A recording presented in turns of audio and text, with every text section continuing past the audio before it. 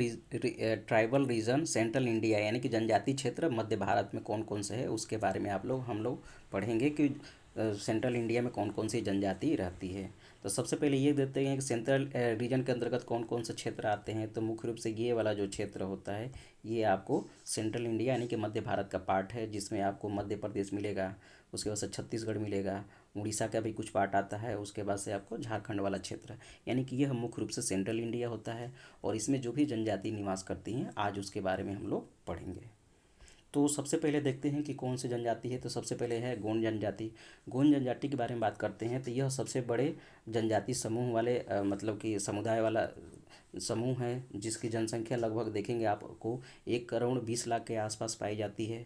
वहीं अगर इनके विस्तार के बारे में बात कर देते हैं तो ये आपको ये महाराष्ट्र में हो गया, मध्य प्रदेश हो गया, छत्तीसगढ़ हो गया और उड़ीसा वाले राज्यों में केंद्रित होते हैं। यानी कि यह जो होते हैं गोंड परंपरा रूप से क्या होते हैं, वनवासी होते हैं। अधिकांश जो गोंड होते हैं इन्हीं राज्यों के पहाड़ी क्षेत्र में या जंगलों क्षेत्र में पाए जाते हैं। वहीं अगर बात करते हैं तो जो ये नर्मदा हो गई, वैनगंगा हो गई, जो गोदावरी हो गई, उसके आसपास का जो क्षेत्र होता है वहाँ पर भी ये लोग निवास करते हैं। अगर मैप में देखने की बात करते हैं तो ये देखिए कि इन क्षेत्रों में ये लोग पाए जाते हैं। वहीं अगर गोंड जाति के ये समाज के बारे में बात करते हैं तो जो इनका समाज होता है पितृसत्तात्मक होता है। और इनमें देखिए जो परिवार होता है वो समाज की मूल इकाई होती हैं। इसके अलावा इनमें जो रिश्तेदारी बंधन होता है वो काफ़ी मजबूत होता है। इन लोगों में भी कुल या गोत्र का भी विभाजन होता है और इन लोगों के अंतर्गत जो एक ही गोत्र होता है उसमें विवाह करना वर्जित होता है। वहीं बात करते हैं गोंड लोगों की जो संगीत है, नृत्य है, कला है, वो क्या है समृद्ध और पारंपरिक है। उसमें अगर इसके अलावा देखेंगे तो जो उनकी कला है उसमें डिज़ाइन और पैटर्न पाया जाता है, यानी कि कोई एक पैटर्न होगा और उसके अंतर्गत कोई डिज़ाइन पाया जाता है। उसके अलावा ये लोग देखिए जो वाद्य यंत्र होता है उसका भी प्रयोग करते हैं, जिसमें आपको ये मंदार हो गया या तरपा मुख्य रूप से ये लोग प्रयोग करते हैं। ये जो गोंड जनजाति होते हैं इनमें भी नृत्य होता है जो कि कर्मा और सैलक के नाम से जाना जाता है, जो ये लोग नृत्य करते हैं। अगर इनकी संस्कृति के बारे में बात करते हैं तो यह एक समृद्ध मौखिक परंपरा वाले संस्कृति को मतलब कि बिलोंग करते हैं या उससे मतलब कि इनका संबंध है या उनसे उनका जुड़ाव है। इनके में भी ये देखा गया है कि जो देवी देवता होते हैं यानी कि अलौकिक जो शक्तियाँ होती हैं उनमें इनकी भी ये गहरी आस्था होती है। उन देवी देवताओं की ये लोग पूजा भी करते हैं। पूजा अनुष्ठानों के माध्यम से ही की जाती हैं और इन लोगों में बलि प्रथा की क्या है प्रचलन है। इसके अलावा देखेंगे तो जो ये परंपरागत रूप से जो होता है जो गोंड लोग होते हैं वो झूम खेती करते हैं, जिसको हम लोग स्लैश और वन कृषि कहते हैं। अगर इनकी अर्थव्यवस्था के बारे में बात कर लें तो मुख्य रूप से देखेंगे ये कृषि पर आधारित होते हैं। ये एक निर्वाहन की खेती करते हैं और उस निर्वाहन खेती में मुख्य रूप से हुए चावल हो गया, बाजरा हो गया और दाल जैसे फसलें उगाते हैं। उसके अलावा ये लोग देखेंगे कि पशुओं को भी पालते हैं, जैसे भैंस हो गई, गाय हो गई, भैंस हो गई, बकरी जैसे पशुओं को भी ये लोग पालते हैं। इसके अलावा देखेंगे तो ये जो होते हैं कुशल शिकारी होते हैं या संग्राहक होते हैं, मछुआरे भी होते हैं। अक्सर ये लोग देखते हैं कि वन उत्पाद जैसे शहद हो गया, जड़ी बूटी हो गया या मशरूम बेचकर अपनी आय का मतलब आय में वृद्धि करते हैं या उसे निर्वाहन करते हैं। जो गोंड लोग होते हैं अपने जो हस्तशिल्प कला होता है जैसे बुनाई के काम हो गया, मिट्टी के बर्तन बनाना हो गया, टोकरी बनाना हो गया, इसके लिए भी ये लोग जाने जाते हैं। अगर बात करते हैं कि हाल ही के दिनों में जो औद्योगिकरण हुआ है, हाल ही के दिनों में जो औद्योगिकरण या विकास किया जा रहा है उससे ये लोग काफ़ी मतलब कि बड़े पैमाने पर प्रभावित हुए हैं। क्यों? क्योंकि इन्हीं के क्षेत्र में अब देखेंगे बड़े पैमाने पर क्या हो रहा है, खनन हो रहा है या बांध वोध बनाया जा रहा है, जिससे बहुत से मतलब कि गोंड समुदाय के जो लोग होते हैं जो अपने पैतृक स्थान यानी भूमि है उससे विस्थापित हो रहे हैं।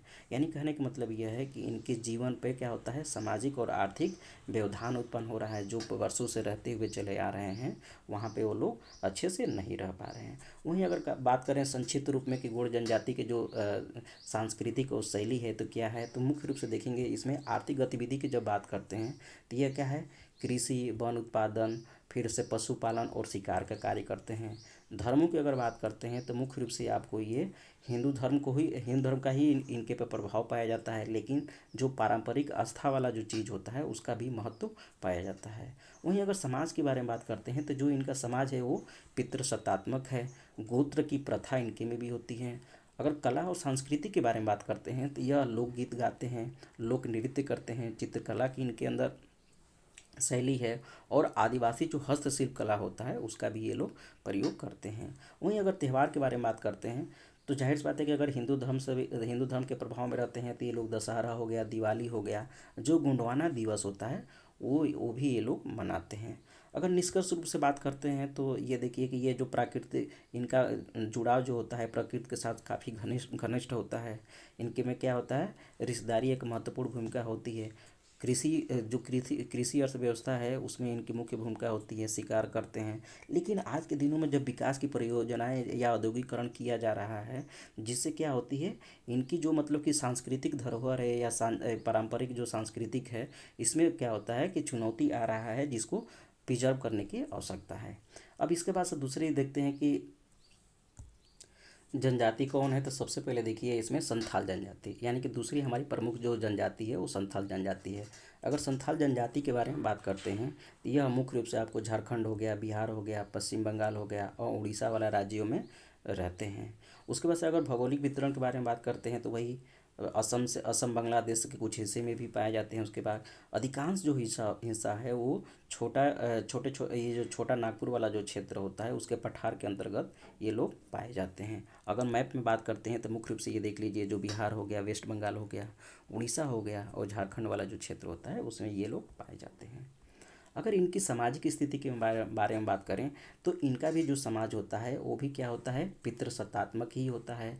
जो घर का सबसे मतलब कि बुजुर्ग पुरुष होता है वही क्या होता है, आमतौर पर घर का मुखिया होता है।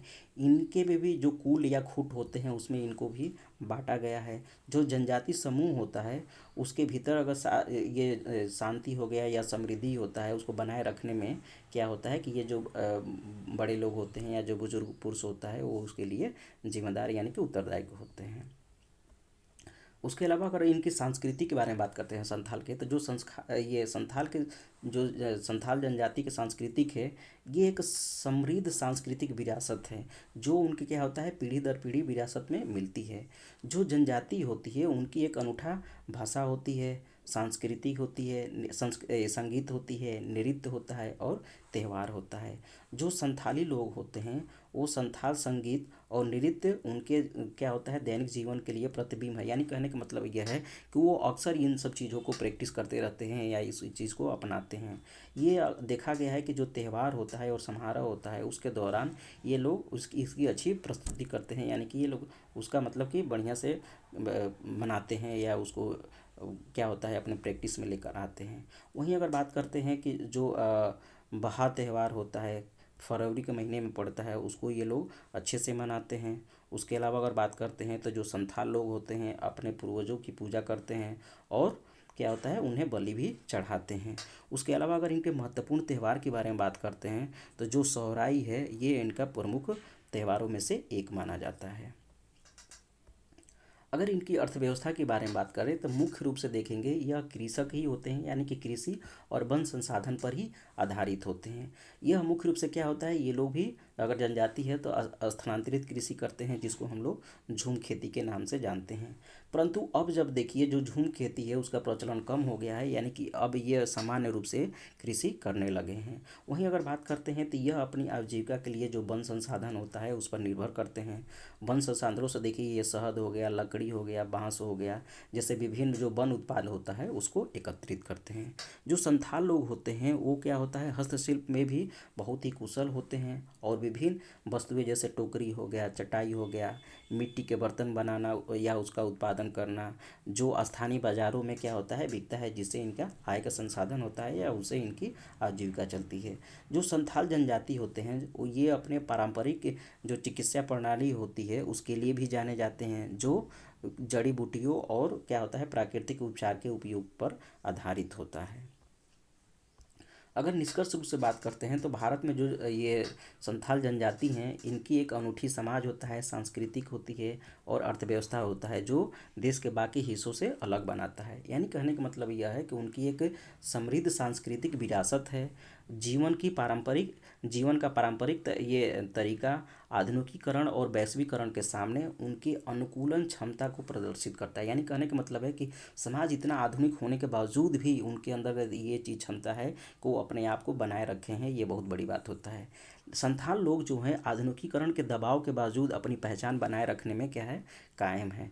भारत की जो प्राचीनतम सांस्कृतिक विरासत होता है उसका एक महत्वपूर्ण हिस्सा बनाने में ये लोग कायम रखे। यानी कहने का मतलब कि जो हमारी सांस्कृतिक विरासत है या पहचान है उसको इन्होंने संभाल के रखा है। वहीं अगर संथाल जनजाति की अगर मतलब कि संक्षिप्त में वितरण के बारे में बात करते हैं तो मुख्य रूप से आप देखेंगे संथाल होते हैं जो झारखंड में प्रमुख जनजाति के रूप में होते हैं। फिर उसके बाद से अगर ये जो जनजाति है संथाल परगना के अतिरिक्त अगर देखेंगे तो हजारीबाग हो गया, बोकारो हो गया, गिरिडीह हो गया, रांची, सिंहभूम आदि जिलों में ये लोग पाए जाते हैं। वहीं अगर बात करते हैं तो यह क्या झारखंड की जनजाति की सबसे अधिक जनसंख्या वाले जो जाति है इसको हम लोग संथाली बोलते हैं। अगर बात करते हैं कि यह जो संथाल लोग हैं इनकी जब प्रजाति की दृष्टि से देखते हैं तो ये प्रोटो ऑस्टेरॉइड श्रेणी में आते हैं। यानी कि जो प्रोटो ऑस्टेरॉइड श्रेणी होते हैं उसके ये लोग भाग हैं। जो प्रोटो ऑस्टेरॉइड के बारे में बात करते हैं तो मुख्य रूप से देखिए क्या होता है, ये एशियाई भाषा का ही एक मतलब कि लिपि एशियाई भाषा का ही एक क्या बोलते हैं लिपि होते हैं जिसको इन्होंने ये लोग फॉलो करते हैं। वहीं बात करते हैं कि जो प्रजाति होता है चाहे भाषाई दृष्टि से संथाली जनजाति होते हैं इन लोगों में क्या होता है ऑस्ट्रियाई जनजाति के बहुत ही नज़दीक पाए जाते हैं। उसके बाद से ये जो राजमहल की पहाड़ी है उसके क्या होता है इनके निवास स्थल जैसे कि ये दीमान ए कोली के नाम से जाना जाता है या उसको कहा जाता है। वहीं बात करते हैं कि अगर इनके प्रमुख त्यौहार कौन कौन से हैं तो इनमें ये वाहा हो गया, फिर से एरोख हो गया, सरहुल हो गया, ये कमर हो गया, बंधना हो गया, सोराही हो गया, ये प्रमुख इनके क्या है त्यौहार हैं। वहीं अगर जो संथाली लोग होते हैं वो क्या होता है उत्सवप्रिय जो त्यौहार होता है जिसको सोराही की फसल काटने के समय इसको मनाया जाता है। संथालों के सबसे बड़े जो देवता होते हैं ये सिमोगा या ठाकुर कहा जाता है, उनकी ये लोग आराधना यानी कि पूजा करते हैं। वहीं अगर बात करते हैं तो जो संथाली जनजाति होती हैं इनके अंतर्गत जो अंतर्वैवाहिक जनजाति हैं यानी कहने का मतलब ये है कि यह जनजाति के अंतर्गत ही शादी करते हैं। उनके बीच क्या होता है सम जो गोत्री विवाह होता है वो वर्जित होता है। यानी कि जनजाति के अंतर्गत विवाह करेंगे लेकिन सम गोत्र के अंतर्गत विवाह वो लोग नहीं करते हैं। जो संथाल समाज होता है उसमें बाल विवाह की प्रथा नहीं है। यानी कहने का मतलब है कि इन लोगों में बाल विवाह नहीं होता है। जो संथाल लोग होते हैं विवाह के समारोह को ये बपला कहा जाता है। यानी कि जब विवाह का समारोह किया जाता है या आयोजन उसको किया जाता है तो उसको बपला के नाम से जाना जाता है। वहीं अगर देखते हैं कि अगला जनजाति कौन सा है तो अगला मेरा जनजाति है भील जनजाति। जब भील जनजाति के बारे में बात करते हैं तो यह प्रमुख रूप से जनजाति समुदाय जो मुख्य रूप से आपको देखेंगे कि मध्य प्रदेश हो गया, गुजरात हो गया, राजस्थान हो गया या महाराष्ट्र वाला राज्य में पाए जाते हैं। इनकी भी देखिए क्या होता है समृद्ध सांस्कृतिक विरासत होती है, विशिष्ट सामाजिक मूल्य और मान्यता होती है और इनकी एक अनूठा अर्थव्यवस्था भी होती है। तो भौगोलिक वितरण में भी जैसा कि देखे हैं कि ये राजस्थान, गुजरात और मध्य प्रदेश, महाराष्ट्र, उत्तर प्रदेश के कुछ हिस्सों में पाया जाता है। अगर उनका आवास जो होता है वो शुष्क क्षेत्र में पाया जाता है यानी कि पहाड़ी इलाकों में या घने जंगलों या नदी घाटियों के जो किनारे होता है वहाँ पे पारंपरिक रूप से क्या होता है इन क्षेत्रों में छोटी छोटी बस्तियाँ बनाकर ये लोग निवास करते हैं। अगर इनके समाज के बारे में बात करते हैं तो इनके में जो मुखिया होता है या भगत होता है वो सामाजिक स्तर पर शीर्ष पे होता है। यानी इनके भी जो मतलब कि बड़े होते हैं, बुजुर्ग होते हैं, वही घर के मालिक होते हैं। अब भील जो जनजाति होती हैं ये भी मुख्य रूप से देखेंगे आप पितृसत्तात्मक ही समाज होता है। इनके में एक मतलब कि ये है कि जो महिला होती हैं उनको स्वतंत्रता दी गई है कि वो अपने मतलब पसंद से क्या अपने पसंद से या अपने पसंद के लड़के से विवाह करना चाहती है तो कर सकती है। इसके मतलब इन लोगों में इस चीज़ की मनाही नहीं है। उसके बाद से क्या होता है कि जो समगोत्र होता है या एक ही गोत्र होता है उसमें विवाह इन लोगों में भी वर्जित है। अगर इनकी संस्कृति के बारे में बात करते हैं तो ये अनूठी भाषा जैसे रीति रिवाज हो गया, परंपराओं के साथ एक समृद्ध क्या होता है सांस्कृतिक विरासत रखते हैं। जो भील लोग होते हैं वो क्या होता है भील भाषा से संबंधित रखते हैं। अक्सर ये देखा गया है कि जो भील लोग होते हैं एक समृद्ध या मौखिक परंपरा और उनकी क्या होता है कि अपनी कहानियाँ होते हैं, जिसको गीत या नृत्य या संगीत के माध्यम से क्या करते हैं, संरक्षित करके रखते हैं। वहीं अगर बात करते हैं कि जो इनका नृत्य होता है या त्यौहार होता है, अन्य सांस्कृतिक जो कार्यक्रम होता है, वो मतलब क्या होता है कि पारंपरिक रूप से किया जाता है। वहीं अगर बात करते हैं तो ये रंगीन वेशभूषा, चाहे ऊर्जावान जो ये संगीत होता है, उसमें ये लोग शामिल होते हैं। वहीं बात करते हैं तो जो भील होता है, वो गहन धार्मिक प्रवृत्ति वाले लोग होते हैं, यानी कि ये लोग जो होते हैं हिंदू धर्म के साथ साथ जो अपनी जनजाति मान्यताएं या प्रथाएं हैं, उसको भी ये लोग मानते हैं।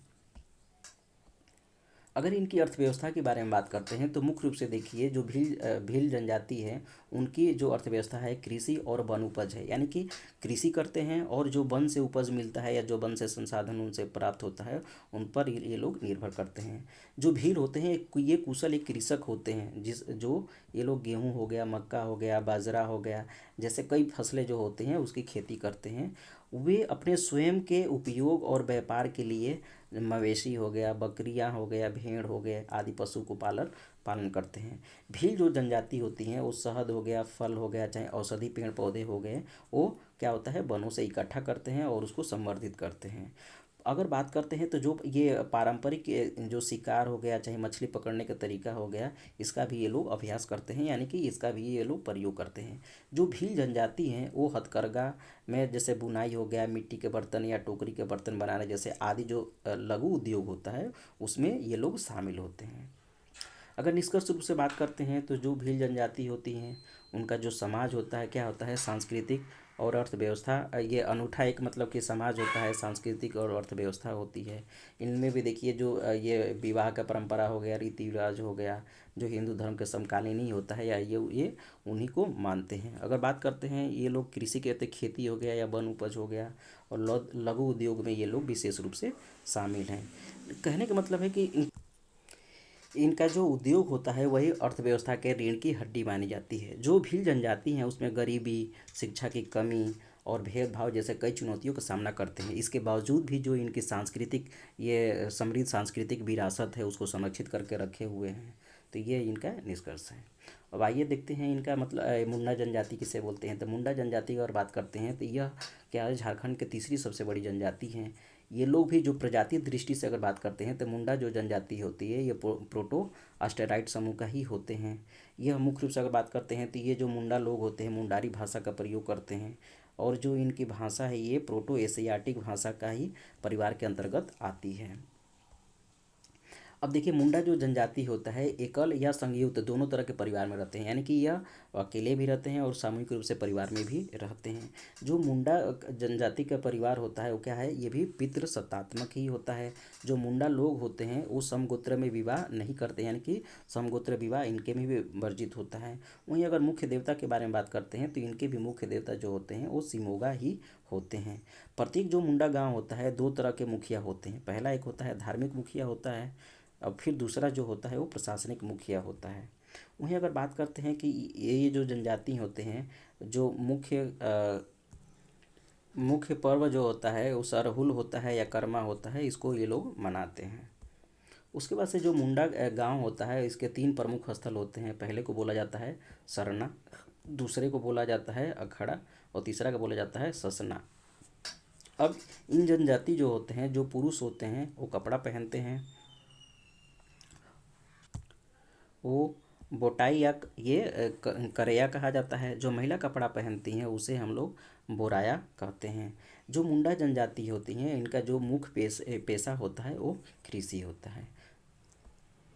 अब इसके बाद से देखिए कोल जनजाति के जब बारे में बात करते हैं तो यह आपको गिरिडीह हो गया, देवघर हो गया या दुमका जो जिला है झारखंड के वहाँ पे पाया जाता है।